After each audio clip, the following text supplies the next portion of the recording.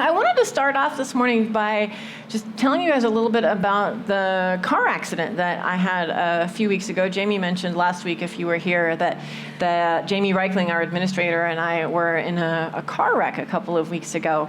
And when I first had the accident, we're driving on the freeway, on the 15 South, and we're going along in kind of mild traffic, maybe going 40 or something like that. Cars are they're going along smoothly, but not in full speed because we're kind of clustered into each other. And we were rear-ended just out of the blue. Never knew what happened, didn't slam on the brakes because of traffic or anything like that. We're just going along, and all of a sudden this car just rams into us from behind. She hit us so hard that I actually couldn't see for a few seconds afterwards. It took me a little while just to be able to refocus my eyes, figure out what had just happened, and then step on the brakes. And just as I'm feeling confident we're not going to hit the car in front of us, she actually hit us a second time. So we pulled over to the side of the road, and I learned an interesting thing about myself, which is my first reaction in a crisis is to decide that I'm okay and that everything else is okay, and to feel responsible to take charge of everything. So I'm like pulled over in my car, and I look out my rearview mirror, and the woman who hit us is actually slumped against her dashboard, and there's smoke coming from the front of her car. And I thought, oh my gosh, she's got to get out of that car right now. So I get out of my car, and I go running back there, and I'm banging on her window. I'm like, you have to get out of the car. There's smoke coming out of your car. You have to get out. So she gets out, and then I'm thinking, like, okay, but now we're just standing on the side of the freeway. So fortunately, there was a fairly wide emergency lane on the left side that we were able to pull over into, and then there was a wide median in the middle. So I'm like, you got to climb over this thing and get in the median so you're not just standing out here on the freeway. So she does that, and then after a little while, I realized that the smoke that was coming from her car was from her brakes. So I panicked for absolutely no reason. I felt a little bit dumb. I thought, like, her car is burning, it's gonna explode with her in it, and we're all gonna die, But no, it was just her brakes trying to keep from hitting us a second time, I guess. I don't know. But I'm still out there trying to make sure everything is okay. I go running back to my car. Is Jamie okay? She doesn't seem super okay. And people are getting out, but they're standing on the freeway side of traffic instead of on the inside. So they're getting out the passenger side and standing, next to the oncoming cars. And so I'm hurting everybody. Like, no, don't stand here. Go over here. Climb over this. Get on the median. I'm like moving all of the people. And then I'm thinking, okay, I think I'm supposed to get her insurance information, but I'm looking at her, and the driver of the other car is still looking completely confused. She has no idea what's going on. She's starting to bleed from her nose, and I'm thinking, what's your insurance policy number? This doesn't really feel like an appropriate question right now. So we ended up, a bystander pulled over and called an ambulance and the police and stuff, and they all came out, and I remember standing there talking to the paramedics and telling them, I don't think she's okay. Something strange must have happened. There's no reason why she should have hit us. She might have had a medical crisis before she hit us. And I'm talking about the driver, of the other car, and all the things that they have to do to take care of her. And after a while, they're like, so are you coming to the hospital? How are you feeling? I'm like, I don't know. I'm like, are you in pain? No, I'm not in any pain. So, well, how do you feel? I'm like, well, sort of floaty. I feel like I'm having an out-of-body experience. I feel dizzy and confused. And they took my blood pressure, and they're like, do you normally have super low blood pressure? I'm like, yeah. Like, well, your blood pressure is, like, you basically don't really have a blood pressure. Maybe you should get in the ambulance too. And at this point, I'm starting to kind of panic because I'm thinking, okay, but I never did get her information, and can I just abandon my car on the side of the freeway? And finally asking the paramedic guy, I'm like, okay, I know this isn't your area, and I want to get in your ambulance, but can you help me out? Like, because I didn't write down any information or talk to police and what's going to happen to my car? And so he just kind of explained, like, when you are in an accident of this magnitude, you don't take charge of everything. You get in your ambulance and we'll take care of everything. Like the police will come, they will write it all down. There was a witness, it's all gonna be okay, just get in. And I remember that moment of kind of finally just getting in and sitting down and just being like, oh, no, this is good. This is good. Someone else should be in charge right now. And I'm just telling myself, you're not in charge. This is not your responsibility. Sit down and let the professionals handle it. Anybody else have a hard time just sitting down and letting the professionals handle it? Yeah. It's like you're prying my fingers off the problem. Like somebody else is going to manage this thing. They put me in a wheelchair when I got there, and I'm looking around because somebody's carrying my backpack with my computer in it, and I'm like attached at the hip to my MacBook, and I'm terrified of losing it, and I'm like, can I just hold it? I don't want somebody else to hold my backpack. I will sit in this wheelchair as long as I can hold my MacBook. So there I am in the wheelchair, and I've got my backpack on my lap, and I'm holding on to my little security blanket. I have my computer.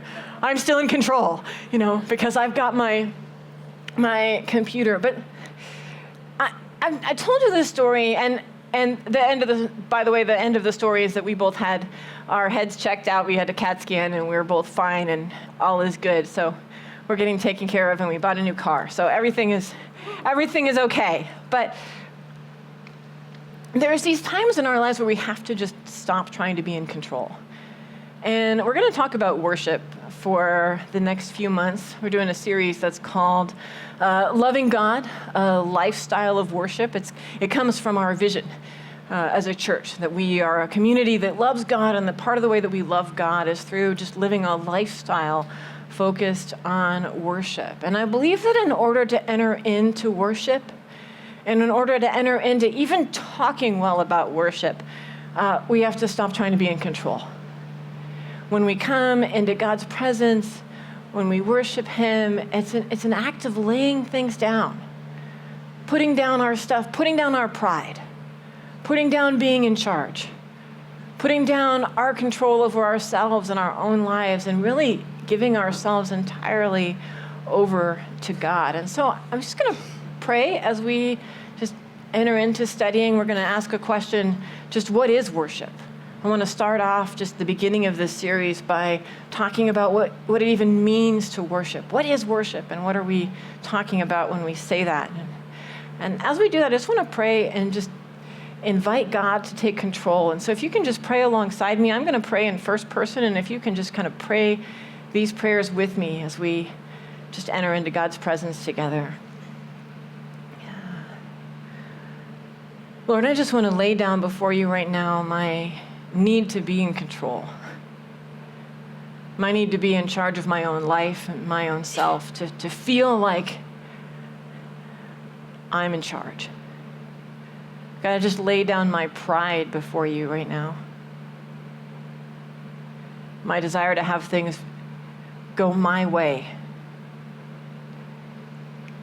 My need to feel powerful. And God, just acknowledge my smallness in your presence, and my dependency on you. I need you, Lord. And would you meet us here today? And pray these things in Jesus' name. Amen. Okay. So as I said, we're going to talk about what worship is. And I think in the Vineyard, we often think of worship as being the singing part of our Sunday service. And then in a bunch of other churches, people think of worship as being the whole part of our Sunday service. And of course, worship is actually something that's much broader than what happens when we get together on a Sunday. And so the way that we're going to do this is we're going to look at 6 key words. Let me see if I can get them up here. There they are. 6 key Bible words, 3 Hebrew words and 3 Greek words, which are commonly translated worship. So if you're reading your Bible and you come across the word worship, chances are that it's one of these 3 Hebrew or 3 Greek words that you're reading that's being translated worship. There's a few other words that are also translated worship, but these are the biggies Three Hebrew and three Greek words translated worship. And the first two that we're going to look at, and these are, by the way, phonetic translations. I didn't put the Hebrew and Greek characters up there. But so the first one, and oh, that's interesting. We've got the wrong version of this up. You can cross out that Hebrew word right there, and I'm going to have you write a different one. Is it correct on there? Oh, good. Okay, so it's correct on the bulletin, and I'm sorry that it's incorrect up here. I wrote some things down, and then I went back and I double-checked and tried to write down the best phonetic versions, and the ones that you have in your bulletin are better than the ones that ended up here. So the first Hebrew word is shachah, and it means to prostrate oneself. Basically, to lie down flat on your face in front of someone. And the first Greek word is proskuneo, and that actually has the same meaning. Both of these words mean to prostrate oneself, or to bow down onto the ground and really just to lie flat on your face in front of someone. This is a really unfamiliar concept in our culture. Americans don't really ever do this. But it's a sign of total and complete submission. And I think that often makes Americans uncomfortable. We don't like to submit to anyone or anything.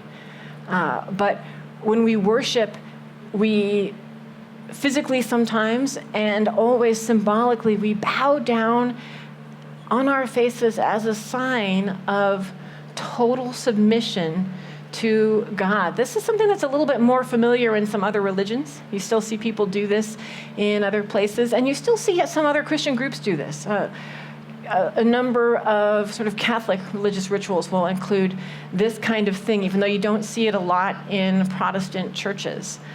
So again, it's a sign of total submission. I want to show you a passage. This is from 2 Kings chapter 17. And I picked this passage because it has each one of the three Hebrew words that we're going to look at today in it. When the Lord made a covenant with the Israelites, he commanded them, "Do not worship any other gods or bow down to them, serve them or sacrifice to them.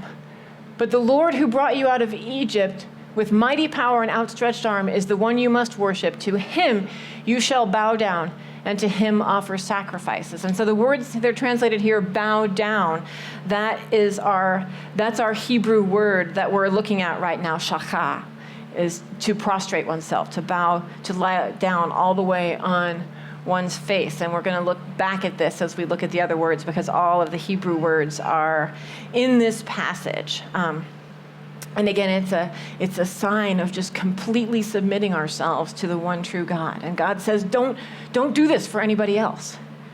Don't get down on your face and submit yourself to any other God, but only to me. So big idea here today is worship is total submission to God. It's a way of saying, you're everything, God, and I'm nothing, and acknowledging that we're completely dependent on him. The picture up here is some deacons being ready to be commissioned, and they're, as part of the ceremony, they're lying on their faces in submission to God. I said that God tells his people in the Old Testament, don't do this for any other gods. Don't bow down before anyone else, but only before me. An interesting thing is George Fox and the Quakers, if you're familiar with the Quaker movement from the early history of our nation, they actually took this a step further, and they decided they weren't going to bow down before anybody. So it wasn't just we're not going to bow down in front of other gods, but we're not going to bow down in front of people either. So they started actually refusing to bow in front of their social superiors, and they refused to take their hats off in front of their social superiors. The idea was that all human beings are created equal. every human being on the planet, men, women, people from every nation and tribe and tongue, all over the earth are equals, and therefore we should not bow down in front of each other. Nobody should take their hat off in front of another person, but only God. So they actually took it a step further and said, not only are we not going to do this for other gods, but we're not going to do this for our fellow human beings either. And I want to take a minute and just flesh out this picture a little bit of worship. So this is the main idea, total submission to God. But we're going to look a little bit more deeply at what that means and draw out a few kind of specific aspects about that. An interesting thing about the word proskuneo, which is the Greek word that we're looking at right now, is it actually comes from the word kuneo, which means to kiss. So proskuneo is actually literally to kiss toward. To kiss toward somebody. And it means to prostrate yourself. And the reason for this is because in many ancient cultures, a common way of greeting each other was to kiss each other. So when you met somebody and that you hadn't seen for a while, you saw a friend who was your social equal, and you greeted them, you would kiss them on the lips in greeting. Now, if you greeted somebody who was of a higher social status than you were, then you would more likely kiss them on the cheek. You wouldn't kiss them right on the mouth, but you would kiss them on their cheek. And if you greeted somebody who was of much higher social status than you would get down on the ground, get down on your knees, on your face, and you would kiss their feet, or perhaps like the bottom edge of their robe. And it was a way of showing respect and bowing down on your face in front of this person who was a social superior. And so proskuneo actually means to do that.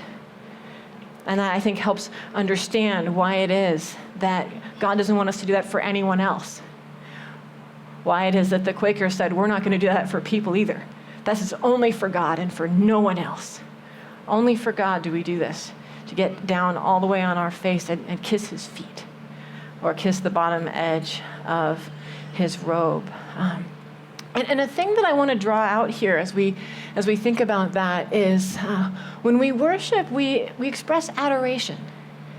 It's submission, but it's an adoring submission. It's an admiring submission. We kiss God, or we kiss to God, literally. We're expressing our affection. And I think this part is really familiar for us. This is a little bit less uncomfortable than the submission part. A lot of the songs that we sing together on Sundays express our adoration for God. We tell God how wonderful he is and how much we love him. Now I want to move on from there to another harder concept, at least from an American cultural perspective. We're going to look at a second set of words. And this second set of words is Yareh, and again, that's right on your bulletin, even though it's not right up here, Yareh, and Sebo. Yareh is a Hebrew word meaning fear. So one of the words that we see translated worship in the Old Testament literally means fear, to be afraid. And Sebo means a similar thing, to be afraid or also to respect. It can mean either, to fear or to respect. And I'm going to go back to our Kings passage. So to fear, to respect, and going back to the passage in 1 Kings, when the Lord made a covenant with the Israelites, he commanded them, do not worship any other gods or bow down to them. The word that's actually translated worship in this passage is Yareh. Do not fear any other gods. Don't be afraid of any other of those gods. Not only don't submit to them, but don't be afraid of them, because they don't have a power over you. But do be afraid of me. Be afraid of me, because I am the one who does have power over you. And I think a few of us might be sitting here thinking, wait a second, I thought we were not supposed to be afraid of God. I thought one of the really exciting things about following Jesus is that we don't have to fear God, but that we're able to come to him in confidence and in trust. And the answer to that is yes and no. Yes, we come with confidence. Yes, we come without fear. Yes, we come with trust. And yet at the same time, we should be in awe. And we should be afraid. I want to tell you another story that I think kind of helps illustrate this a little bit. On a vacation that we took earlier this summer, my family went canoeing together on a lake in Colorado. It's Lake Dillon, which is near Vail, where Jamie's family has a place that we were able to stay. And so we were there, and we went out canoeing, and it was forecast for thunderstorms that day. And there had been storms in the morning, but they'd kind of cleared, and we're like, okay, we can still do it. So we went out, and we rented our canoes, and we're out on the water, and then we're seeing the clouds starting to reform. And at first we see them in the distance, just big dark clouds forming far away, and we're thinking, it looks a little scary. Maybe we should keep an eye on that. And little by little, they're starting to grow, and they're starting to build. And if anybody's ever lived in the mountains, you know that you don't mess around with mountain storms. And the clouds are starting to look more menacing, and they're starting to move towards us, and we're thinking, we're kind of the only sticky-uppy things on this whole lake. Here we are on this big flat lake, and then we're just like sticking straight up in the middle of it all by ourselves. That's not good. And we should not be the only sticky-uppy things on this great big lake. And so we start rowing for the nearest little island that we can find to get, away from being the only sticky-uppy things on the whole big lake. And as we're rowing, they're getting closer, and we're starting to see some lightning coming in the distance, and we're thinking, oh my goodness, we got to get out of here. And we're trying to remember all of our thunderstorm safety stuff, and so we pulled ashore on this little island. We're like, okay, stay away from the big trees, because you don't want to be near them when they get hit, but get under some little trees. So we found ourselves some little trees, and we sat down on the ground, and we put our ponchos on, and we waited. And the storm started coming closer and closer, and we're seeing the lightning strikes come down. And after a little while, we're going, those weren't on the other side of the nearest mountains. Those were on the near side of the nearest mountains. Things are getting closer and closer, and we're counting, the sound, the light to the sound, in order to be able to tell how far away they are. And they're getting closer and closer to us. And as the thing starts to get really close, hail starts coming down on us. First it was raining, and then it just starts hailing. And so we've got ice raining down on us, and we're hunkered down in little balls under our ponchos as the storm comes in. And part of me is thinking that I want to right now. I want to just lay straight down on my face and get as small as I can possibly be and hide from the light. I am not here. Look, I am smaller than a bug. You want to hit the bug. You don't want to hit me, because I am below the bug. I promise I am very, very, very small, and I'm just hiding to get away from the lightning. But another part of me is like, I want to see it. This is one of the most exciting things I've ever been in the middle of. And so I'm peeking out of my poncho going like, come closer, I want to see. No, don't come closer. Yes, come closer. And I'm like completely conflicted, because I want to see the thunderstorm, and I'm terrified of the thunderstorm. And then little by little, the hail stops, and we start to hear the lightning strikes on the other side of us, and the storm's passed, and we went in. And I find myself thinking that that's not often what I think about when I think about drawing near to God. When I think about being near God, I don't usually think about those kinds of feelings, like my stomach is just going to drop out of my body for fear. But maybe it should be. Maybe it should be how we think about drawing near to God more often. I wonder if that's how Moses felt when he told God that he wanted to see him. Do you guys remember that story? Moses told God, I want to see you. And God said, I'm sorry, but you can't see me and live. If you see me, you're going to die. And then finally he says, okay, here's what we're going to do. I'm going to hide you in a cleft in a rock, and I'm going to cover you with my hand, and I will pass by, and you'll see my back after I pass by. And I find myself thinking, was that how Moses felt? Is that how Moses felt when he was hiding in the cleft of the rock? Terrified, but also wanting to see God? I think maybe it was. And again, I think we don't often think about God that way, that we probably really should. And so on the one hand, we do, as Christians, knowing we've been fully redeemed, come to God without fear. And yet at the same time, it's right for us to fear God. It's right for us to recognize that he's our creator. He's the one who made everything. And he is the one who is ultimately all-powerful. Revelation 14:7 speaks of an angel saying, "Fear God has come. Worship him who made the heavens, the earth, the sea, and the springs of water." And by the way, the worship here is proskuneo again, is lie down on your face. But I picked this passage even though it doesn't have the word for fear in it because I think it draws out why it is that we should fear God. Why do we fear God? Because He is ultimately our judge and He's our maker. And so we fear Him in the sense of respecting His power and respecting His greatness. So when we worship, we show respect. And again, respect. And so we're talking about fear, not in the sense of just being terrified, but in the sense of being in awe and of having respect for something which is powerful and dangerous. I'm going to take a look at one more set of Hebrew and Greek words. So this last set of words is the Hebrew word avad and the Greek word latreuo, both of which mean to serve. To serve. So when we worship, we give adoration to God, we give respect to God, and we also offer Him our service. When we worship, we offer service to God. I want to look one more time at this Kings passage.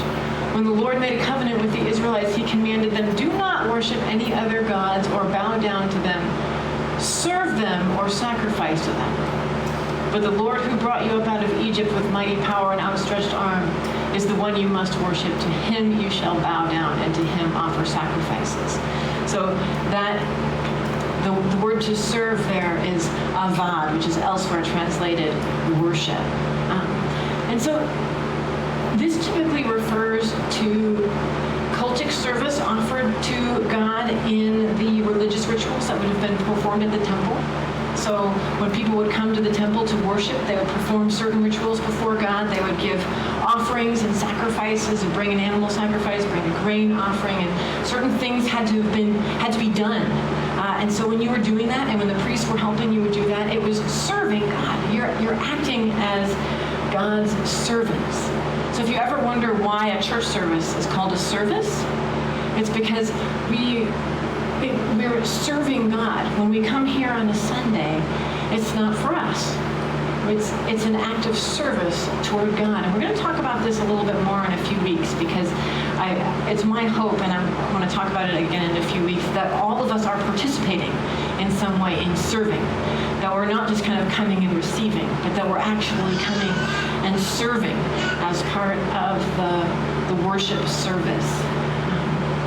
And it also refers to our whole lifestyle. Again, we said worship goes beyond just what we do when we come together as a community to praise Him and worship Him, to bow down before Him together, but it's really our whole lifestyle. And particularly in the New Testament, though certainly not exclusively in the New Testament, to serve God as worship has to do with giving our whole lives, has to do with our entire lives being an act of worship.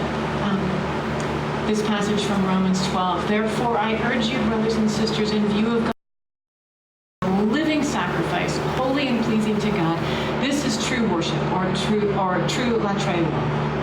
This is true service to God, is to give ourselves as living sacrifices. So the service of performing certain activities at the temple is replaced by the service of a life that's devoted to giving ourselves over to God, a life that's devoted to obedience to Him, to doing things that He's told us to do. And I think that takes us back again to that original concept of total submission, of just laying our lives down before God as an act of just giving everything over to Him. Now we're going to do something different at the end of the service than we normally do. I want you to bear with me. We're going to do something that we don't usually do. I mentioned earlier that the Protestant church has largely gone away from physical expressions of worship, like kneeling down or prostrating ourselves. And in some ways, this is a good thing. I think the Protestant church has gone away from those things in recognition that they don't have power in and of themselves. That it's not as if somehow by getting up and down on your knees or lying down on your face that you've done some sort of magic thing. You fooled God into thinking that you're truly honoring him when you're not. That regardless of the state of your heart, that doing certain things will somehow rather please God. And so we don't want to do things to please God. We want our hearts to please God. And yet at the same time, there's value in the physical expression. It's not just, the physical expression is useless, but the physical expression isn't valuable apart from the heart expression. And yet at the same time, the physical expression is something that we do to draw near to God, which helps us to draw near to God, and which is pleasing to him. And so we're going to actually get down together before God as a community today. This might make you a little bit uncomfortable. But it's my hope that it also will help you to connect with God, and it will help us as a community to worship him in a right way together. So what we're going to do in just a minute is we're going to submit ourselves to God by bowing down, by getting down on our knees in front of him, and if you're comfortable, even just getting down all the way on your face in front of him. So again, this is going to be a little different from what we usually do on a Sunday, but I'm going to ask everybody to stand up wherever you are.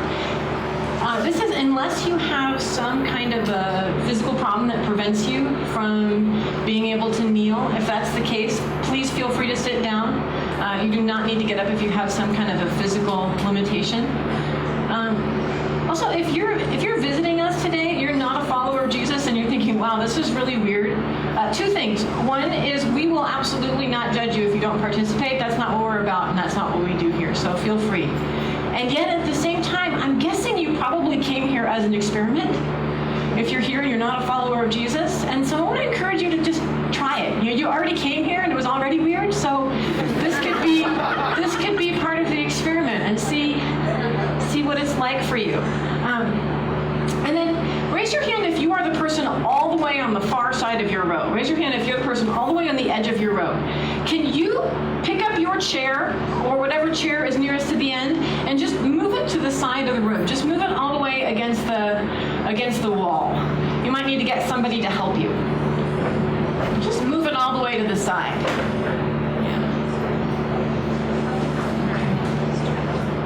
And then can I get the rest of the people in your rows, just pick up your chair or the chairs that are near you in your row and just stack them on top of the chairs that are already on the side. Can you guys do that for me? Just move all the chairs, stack them all up. We're just going to move them all out of the way. I want us to have some room. Now go ahead and make yourself some space. Make sure that you've got some room around you. And then what we're going to do is we're just going to get down on our knees together as a whole community. And if you're comfortable, actually just get down all the way on your face. If you're comfortable, just lie down all the way on your face, or you can just be on your knees. But we're going to get down before the Lord together. And at first, we're just going to have a few moments of silence. So we're just going to be in silent prayer before the Lord. We're going to invite his presence. And then in a little while, we're going to go into a time of worship.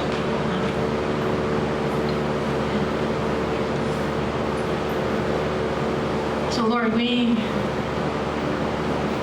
submit ourselves to you. God, we humble ourselves before you. You alone are the one who is worthy of worship.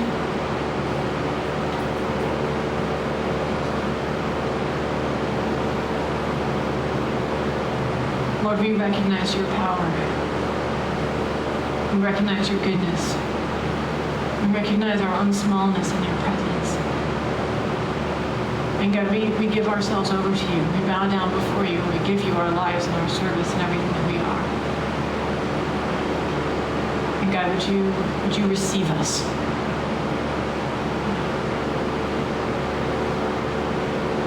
So we're just going to spend some time in silent prayer on our faces before the Lord. And we're going to worship him a little bit.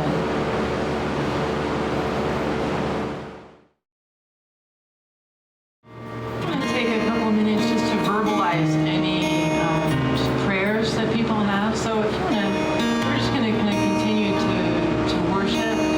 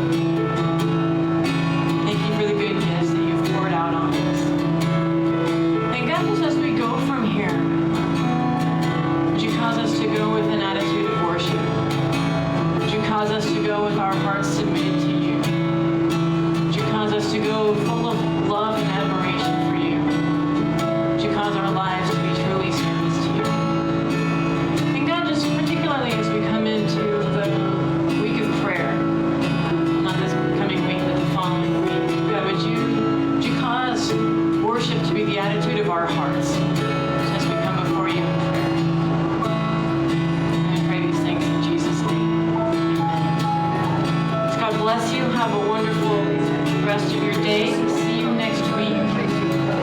If you'd like to receive prayer, we do have a prayer ministry team that's available up front after the service. So if there's anything you'd like to receive prayer for, if you make your way on up here, we'd love to pray for you. And also, if you are new to our community and you have some questions you'd like to chat